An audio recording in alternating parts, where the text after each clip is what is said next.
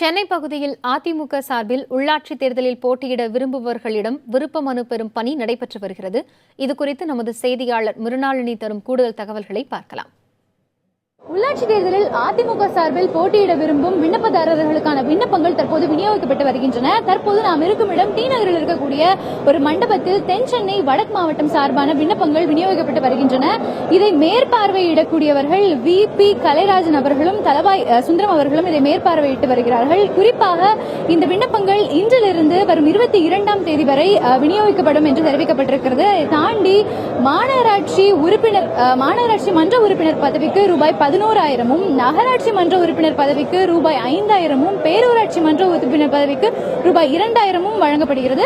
அது மட்டுமல்லாமல் இந்த விண்ணப்பங்களை பெறக்கூடிய விண்ணப்பதாரர்கள் இன்றிலிருந்து 22ஆம் தேதி வரை இந்த விண்ணப்பங்களை பெற்று அன்று இரவு 8 மணிக்குள் இந்த விண்ணப்பங்களை பூர்த்தி செய்து சமர்ப்பிக்க வேண்டும் என்று தெரிவிக்கப்பட்டிருக்கிறது.